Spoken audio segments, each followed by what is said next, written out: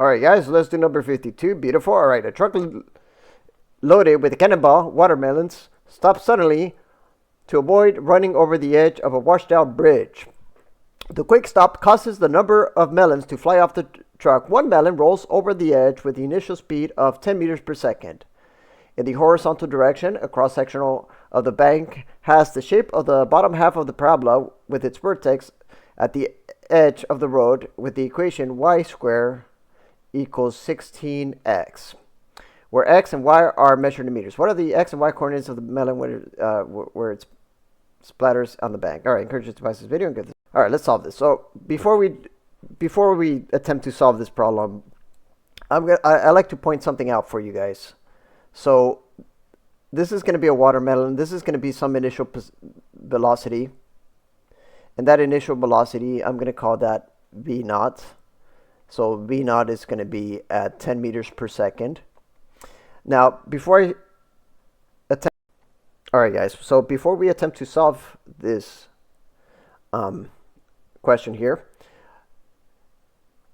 I want to point something out. The equation that they give us, that equation, if you were to graph it, it's going to be this equation. This is going to be the y squared. Now it's asking us to do the part and portion of it. And the reason why I want to draw this first is because this is what this equation is going to look like. It's going to look, I'm going to draw blue here. This equation is going to look like this, even though it's a little hard to draw this. Something like that, okay? And this pathway is going to look like this. It's going to hit at this point. So realistically, we are talking about this where x and y land. So we can already get this equation out of the way. So let's get that. Let's put that position R. So R is going to be x in the I hat direction plus y in the j hat direction. And I'm going to let x be just 10 meters per second, or in this case, v naught, or times the time. Y is really just going to be some, I guess it's going to be negative gt squared over 2. Since it doesn't have an initial velocity component. So that's it, folks. That's really the equation right here. This equation right here is really just going to be this where it's going to intercept.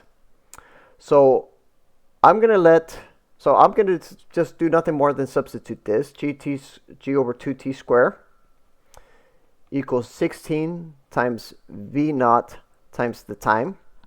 We're going to find the time it takes for it to hit the. And that's it, folks. That's really what this equation is. So that's a square. So that's going to be gt to the 4th power over 4 equals 16 v naught t. That's going to be 64 divided by g v naught. Take that, t equals that to the 1/3 power, and there's your equation right there.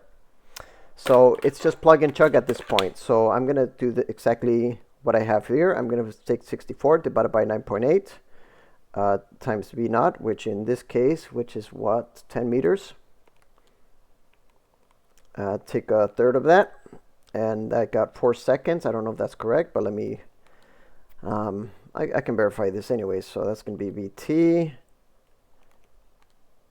No, it's not. And the reason for that is because I forgot to put that square there like an idiot. All right, so once you get that, you should get 1.8 seconds or 1.9 seconds approximately. So it's really just plug and chug, solve for t. So it's really just plug and chug. So once you plug in there, so you should get 64 divided by g squared, v naught. Take a 1/3 of that, plug it into either of these equations. So once you plug in to that equation, you should get your x and y. So your y should be g over 2t squared. I'm just going to put it all in there. So this is going to be negative 17.35 meters. And your x should be v times the t.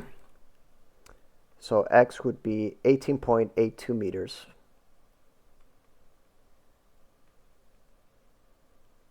There we go.